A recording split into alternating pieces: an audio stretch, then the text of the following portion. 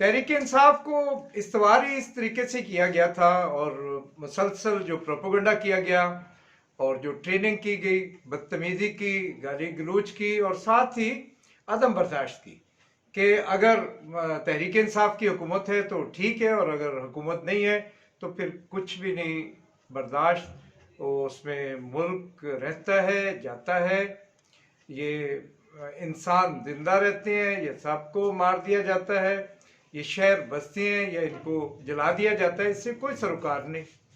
उनका जो मकसद या उनकी जो ट्रेनिंग है वो ये है कि हर हालत में उनके मुर्शद का इक़्तिदार होना चाहिए, उसकी बालादस्ती होनी चाहिए और वो चाहे कोई भी कानून तोड़े, वो कुछ भी करे, उसको फिर पूछा ना जाए।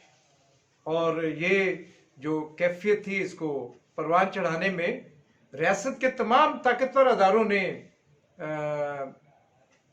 वक्त के साथ साथ अपना किरदार अदा किया, जिसमें वो मुख्तलिफ ISI के सरबराहान थे जिन्होंने वो 124 दिन का धरना करवाया और उस धरने के हालात ये थे कि नीचे बंदे आना बंद हो गए थे। शाम को चंद 1000 लोग वहाँ पे लुडियाँ खेलने के लिए आते थे और सिर्फ स्टेज दिखाया जाता था जिसपे इश्तियाल अंगेज तकारीर होती थी।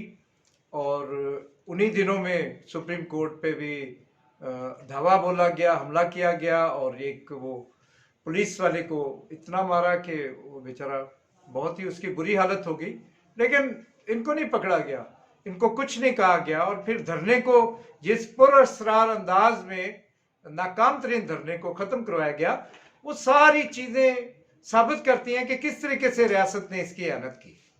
एक तरफ मिलिट्री के मुख्तलिफ हिस्से इसके साथ थे, खुफिया एजेंसियाँ इसके साथ थीं और दूसरी तरफ चैनल्स पे प्रेशर था कि इसको हर हालत में प्रमोट किया जाए। दूसरा नुक्ता निगाह उसकी हौसला शिकनी की जाती थी, कहीं किसी इख्तलाफ को बर्दाश्त नहीं किया जाता था, किसी जायज़ तनकीद को बर्दाश्त नहीं किया जाता था और लोगों को पकड़ पकड़ के अंदर फेंक दिया जाता था, उनको मुलाजमतों से हटवा दिया जाता था, उनके प्रोग्राम बंद करवा दिए जाते थे।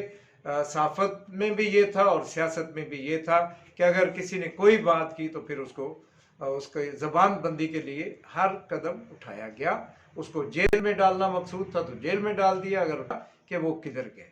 तो इस सूरत में एक तरफ रियासत की ये ताकतवर हिस्सा साथ था, तो दूसरी तरफ सबसे जो बदतरीन मंजर था वो इसी अदलिया का था, जो इस वक्त पूरे पाकिस्तान में एक जिस जज्बे का शिकार है उसको कहते हैं नफरत और मलामत, और ये इज्जत नाम की कोई चीज़ इसके साथ मंसूब नहीं है।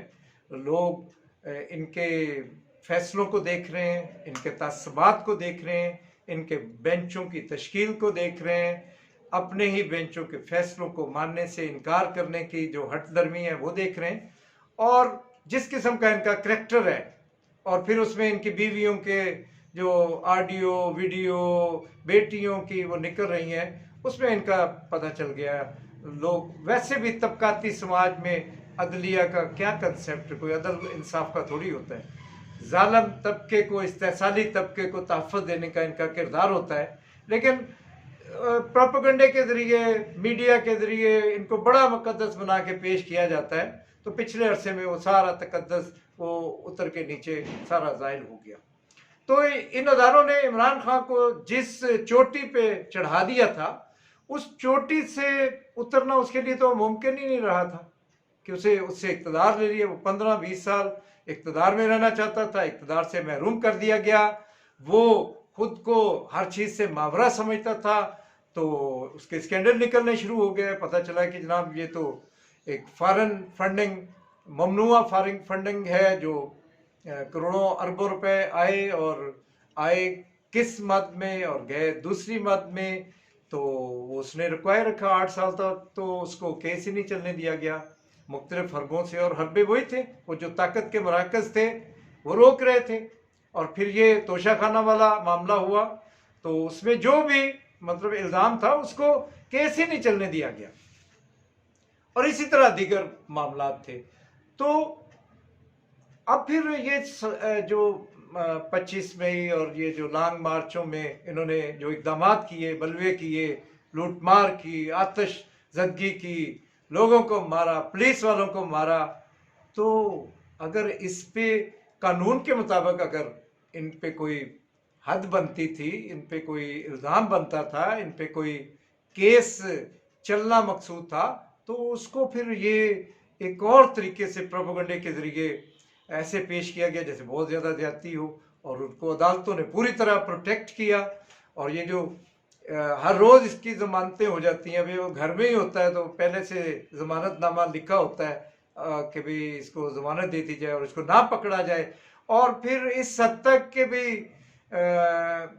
पहले से कह दिया जाता है कि जी ये आइंदा भी इसको ना पकड़ा जाए। अभी ऐसे इस तरीके से इसकी पुष्टपनाही की गई, तो उसका दिमाग जहाँ पे पहुँच गया था, और उसके साथियों का जो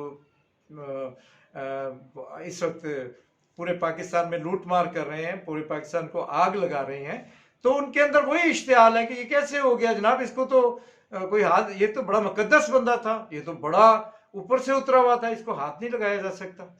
तो वो हाथ तो इसको लग चुका है, क्योंकि तजादात इतने ज़्यादा हो गए, तफरीक इतनी ज़्यादा हो गई, खुद रियासत के अंदर जो रियासती सरकश अनासर है उनकी तकरीब का ही इस हद तक बढ़ गई थी कि अब ये सब कुछ होना था।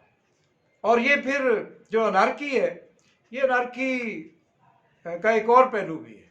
मतलब 3 पहलू हम इसका चेक करेंगे। पहला पहलू ये है कि ये इमरान खान को कितनी सूट करती है। इमरान खान जो मुख्तलिफ ड्रामेबाजियाँ करके गैर मकबूल होता जा रहा था, और उसकी जो मकबूलियत की इंतहा थी वो भी मैं कई दफ़ा आपके सामने बयान कर चुका हूँ कि हद मकबूलियत 5000 लोगों का किसी लॉन्ग मार्च में जमा होना, एक ऐसा मुल्क जहाँ पे 25 करोड़ लोग रहते हों, वहाँ पे 5000, 10,000, हत्ता के 20,000 या 50,000 भी क्या माने रखते हैं। तो ऐसे बढ़ा चढ़ा के जी बड़ा मकबूल है, बड़ा मकबूल है। इमरान खान मकबूल नहीं है, वो जो दूसरी कुव्वतें हैं, जो मुस्लिम लीग और पीपल्स पार्टी है, वो गैर मकबूल है। और जब वो गैर मकबूल है तो हर ताकत उनके सामने वो ऐसे लगेगी जैसे वो मकबूल हो। तो इसी तरह से अब उसकी मकबूलियत का एक भांडा तो ये खुला है कि आज कितने, कल से आज तक कितने लोग निकले हैं बाहर। इंतशार पैदा करने के लिए तो चंद 100 लोग ही बहुत काफ़ी होते हैं और वो कुछ भी कर सकते हैं। तो लेकिन ये इंतशार इमरान खान को चाहिए था कि इस मुल्क के अंदर रियासत और हुकूमत के सामने सवालिया निशान पेश कर दिया जाए कि ये कोई रियासती रिट नहीं है, यहाँ पे कोई हुकूमत नहीं है, हर जगह पे जलाओ गिराव किया जाए, हर जगह पे रियासती एहलकारों को मारा जाए। तो फिर उसके बाद रियासत पे फायज ऊपर वाले लोग ये सोचने पे मजबूर हो जाएं कि इमरान खान के साथ कोई मुफाहमत मुसालियत की जाए, उससे बातचीत की जाए और उसको एक प्लेयर के तौर पे कंसीडर किया जाए। तो एक पहलू इस अनारकी का ये है, और दूसरा पहलू ये भी है कि वो पीडीएम भी शायद यही चाहती है कि अमन व अमान के मसाइल इतने पैदा हो जाएं कि उनकी जो नाकाम हुकूमत है, जो उन्होंने साम्राज्य अदारों की आशीर्वाद के लिए जो यहाँ पे इकदाम किए, जो माशी हमले किए लोगों पे, और वो जितनी बंद होगी बेटा बंद कर, इसमें इस इंतशार और इस अफरा तफरी का एक और पहलू है जो पीडीएम को सूट करता है कि पीडीएम जो इस 1 साल की हुक्मरानी में बुरी तरह एक्सपोज हुई है, और ऐसे ही होना था। इस निज़ाम के अंदर जितनी हुकूमतें आती हैं उनका अंजाम यही होता है, जो साम्राज्य माशी निज़ाम है और जो कासालेसी है IMF की, उसमें जो इकदाम किए गए उसको कहा गया कि ये रियासत बचाने के लिए हम कुर्बानी दे रहे हैं। तो रियासत बचाने के चक्कर में पूरी कौम को ज़िबा कर दिया गया, इतनी महंगाई की गई, बिजली के रेट, तेल के नर्ख, और ये जो डॉलर और करेंसी में तवाज़न नहीं रख सके रुपए और डॉलर में, और इक्तसादी तौर पे कोई भी ऐसा काम नहीं कर सके जिससे मुल्की मैशत को इस्तेहकाम मिले। तो ये बदतरीन हालात में अगर इलेक्शन हो जाते या जुलाई ये मई में, या फिर जैसे वो कह रहे हैं कि अक्टूबर में, क्योंकि उनको मई में तो वारा ही नहीं खाते सितंबर से पहले। हालात ये हैं कि यही चीफ जस्टिस और ये इसी सदर के तहत वो इलेक्शन नहीं करवाना चाहते। यहाँ पे कोई भी अदारा ना गैर जानबदार है, ना कोई फर्द गैर जानबदार है, और जिसका जो दाव लगता है, जिसका जो बस चलता है, वो यहाँ पे करता है। तो इसलिए उनका डर भी बिल्कुल जायज़ है कि अगर इन हालात में इलेक्शन कराए गए तो फिर उसके बाद ये लोग अपनी कोई ना कोई हरकत से इनको तंग करेंगे इलेक्शन के दौरान भी। लेकिन अगर इलेक्शन बाद में भी होते हैं तो इनके लिए बहुत हालात ख़राब हैं। मतलब ये इमरान खान को छोड़ दें, अगर पीडीएम के मुकाबले में कोई फर्जी मद्दे मुकाबल भी इलेक्शन में खड़ा कर दिया जाए, एक कुव्वत को, एक पार्टी बना के किसी को एक मफरूदे के तौर पे, तो पीडीएम इतनी गैर मकबूल है, इतनी नाकाम है कि इसका जीतना बहुत मुश्किल है।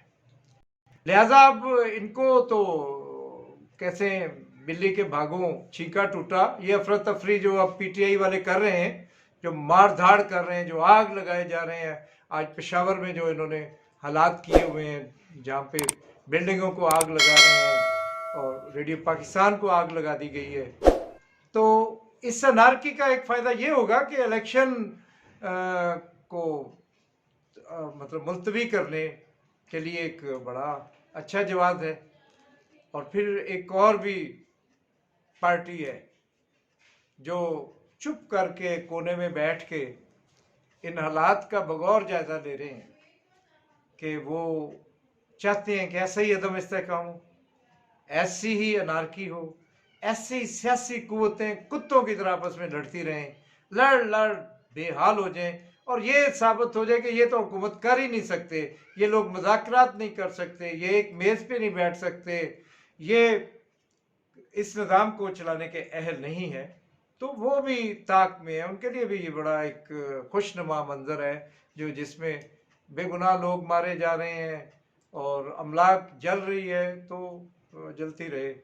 तो ये कैफियत है। लेकिन हम देखते हैं कि ये हुकूमत इनकी हो, हुकूमत उनकी हो,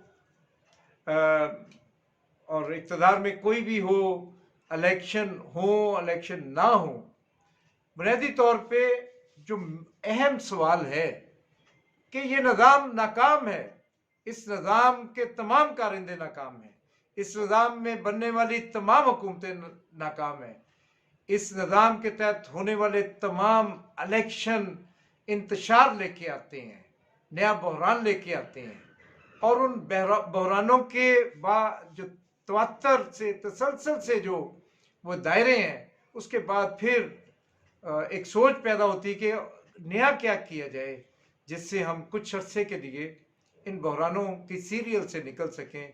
तो फिर कभी मार्शल लॉ लगाया जाता है, कभी किसी हुकूमत को गिरा दिया जाता है, कभी किसी हुकूमत को लाया जाता है, कभी नाम नेहाद ये जो